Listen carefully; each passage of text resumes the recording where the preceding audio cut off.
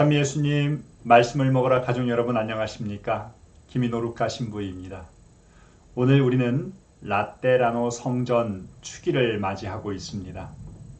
콘스탄티누스 대제가 종교 자유를 선언하면서 교회에 어느 장소 하나를 주게 되는데 이 장소를 개조하여 324년 11월 9일에 라테라노 대성전을 봉헌하게 됩니다.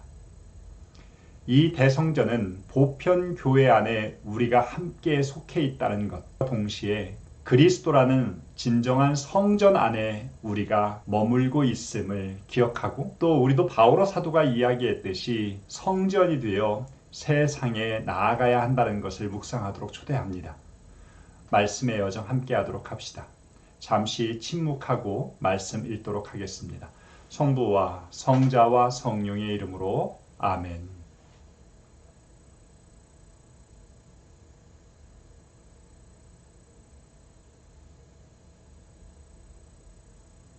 요한이 전하는 거룩한 복음 말씀입니다. 유다인들의 파스카 축제가 가까워지자 예수님께서는 예루살렘에 올라가셨다. 그리고 성전에 소와 양과 비둘기를 파는 자들과 환전꾼들이 앉아있는 것을 보시고 끈으로 채찍을 만드시어 양과 소와 함께 그들을 모두 성전에서 쫓아내셨다. 또 환전상들의 돈을 쏟아버리시고 탁자들을 엎어버리셨다. 비둘기를 파는 자들에게는 이것들을 여기에서 치워라. 내 아버지의 집을 장사하는 집으로 만들지 마라 하고 이르셨다. 그러자 제자들은 당신 집에 대한 열정이 저를 집어삼킬 것입니다 라고 성경에 기록된 말씀이 생각났다. 그때 유다인들이 예수님께 당신이 이런 일을 해도 된다는 무슨 표징을 보여줄 수 있소? 하고 말하였다. 그러자 예수님께서 그들에게 대답하셨다. 이 성전을 허물어라. 그러면 내가 사흘 안에 다시 세우겠다. 유다인들이 말하였다. 이 성전을 46해나 걸려 지었는데 당신이 사흘 안에 다시 세우겠다는 말이요? 그러나 그분께서 성전이라고 하신 것은 당신 몸을 두고 하신 말씀이었다. 예수님께서 죽은 이들 가운데에서 되살아나신 뒤에야 제자들은 예수님께서 이 말씀을 하신 것을 기억하고 성경과 그분께서 이르신 말씀을 믿게 되었다. 성부와 성자와 성령의 이름으로 아멘. 오늘의 이 본문은 공관복음과 요한복음이 모두 전하고 있는 내용입니다.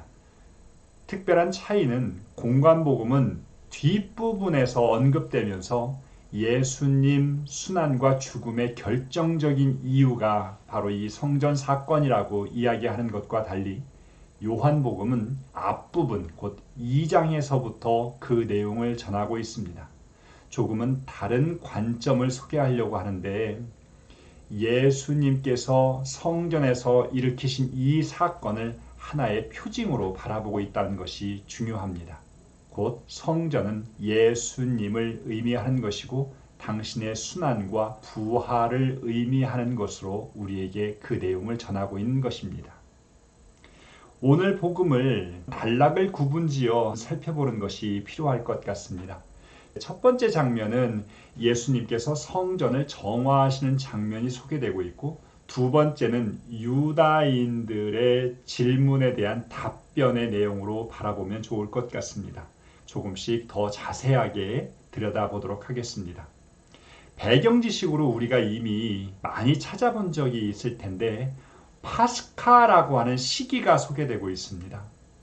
파스카 축제는 이스라엘이 이집트로부터 나왔던 사건을 기념하는 것이고, 더 구체적으로 이야기하면 하느님께서 내리시는 징벌이 유다인들의 집을 거르고 지나가다 라고 하는 지나가다, 건너뛰다, 이런 단어가 바로 파스카라는 단어의 어원이 되겠지요.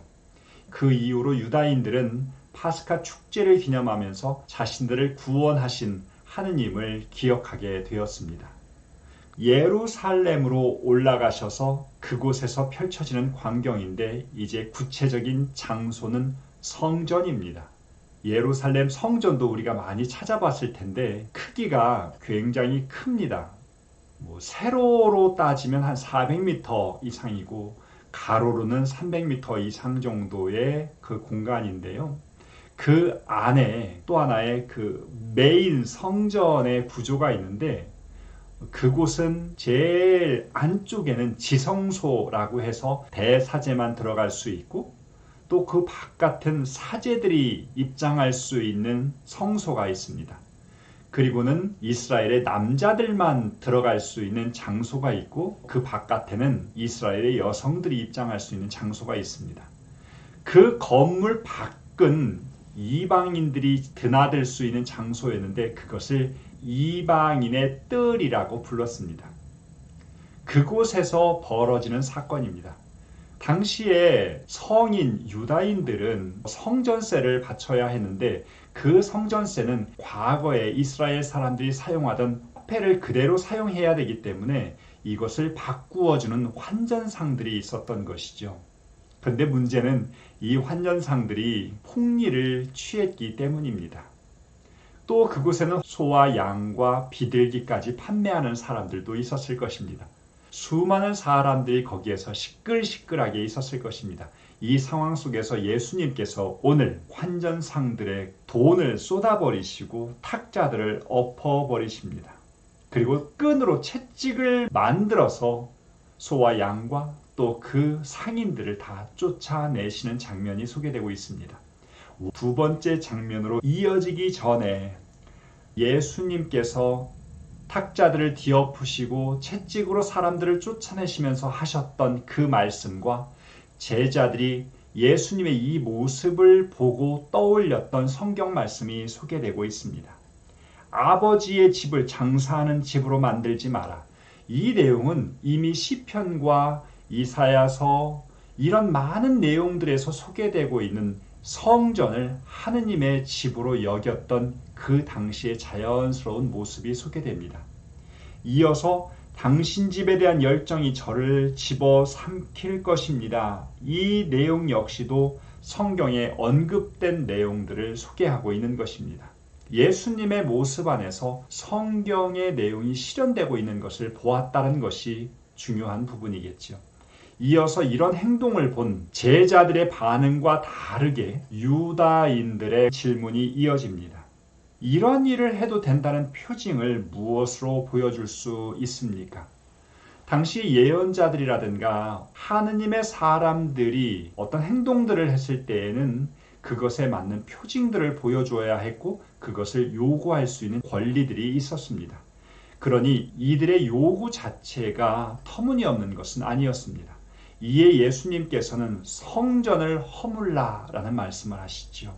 그리고는 사흘 만에 다시 세우겠다는 말씀을 하십니다. 유다인들은 이것을 문자 그대로 받아들이게 됩니다. 그래서 예수님을 이해하지 못하는 그 모습이 소개되고 있는 것이죠. 성경은 예수님의 이 말씀이 당신 자신을 계시하신 것이다 라고 소개하면서 오늘의 내용을 마무리하고 있습니다. 오늘 라떼라노 봉헌 축일을 기념하면서 내 아버지의 집을 장사하는 집으로 만들지 말라 라고 하신 예수님의 이 말씀을 묵상하자고 초대하고 싶습니다. 장사하는 집, 이 말은 이사야서에서 언급된 기도하는 집이라는 말과 대비됩니다. 당시의 사람들은 성전을 기도하는 집으로 생각했지만 어느 순간인가 그것이 장사하는 집으로 바뀌기 시작했던 것이죠. 우리가 마주하는 우리 공동체라는 성전, 이 성전이 지금 기도하는 장소가 되고 있습니까? 우리 공동체의 구성원들을 만나면서 기도하고 싶어지는 그런 장소가 되고 있는지 한 번쯤 생각해 보아야 할 일입니다. 나 역시도 성전이라는 것을 기억해야 합니다. 내가 오늘 나를 기도하는 사람으로 만들었을 때 그곳은 기도의 집이 됩니다. 오늘 나를 여전히 세상의 것을 추구하면서 쾌락에 빠져 있으면서 살아갈 때 우리라는 성전은 쾌락의 집, 욕망의 집, 그렇게 바뀔 수 있다는 것을 기억해야 합니다. 기도하는 집에서 장사하는 집으로 바뀌는 것, 그리 어려운 일이 아닙니다. 반대로 장사하는 집에서 기도하는 집으로 바뀌는 것은 매우 오랜 시간이 필요합니다. 그래서 반대로 하느님의 은총이 필요하다는 것이죠. 오늘 우리라는 성전이 세상의 한복판에 서 있습니다. 우리 가정 안에도 우리의 사회 안에서도 서 있습니다. 한 번쯤은 우리 자신에게 질문해 보았으면 좋겠습니다. 우리 각자라는 성전 안녕하십니까? 그 성전에서 어떤 일이 벌어지고 있습니까? 성전이 닿는 곳마다 누군가에게는 축복과 기쁨이 일어날 수 있는 그런 기적의 장소가 되었으면 좋겠습니다. 그 성전 곁에 있는 이들이 그곳에서 하느님을 만날 수 있는 기적이 일어나는 장소, 그것이 우리 각자라는 성전이었으면 좋겠습니다. 이 한 주를 보내면서 우리의 성전을 거룩한 장소로 회복하는 그 회복의 여정이 되었으면 좋겠습니다. 마친 기도 하겠습니다. 성부와 성자와 성령의 이름으로 아멘. 영광이 성부와 성자와 성령께 처음과 같이 이제와 항상 영원히 아멘. 성부와 성자와 성령의 이름으로 아멘. 감사합니다.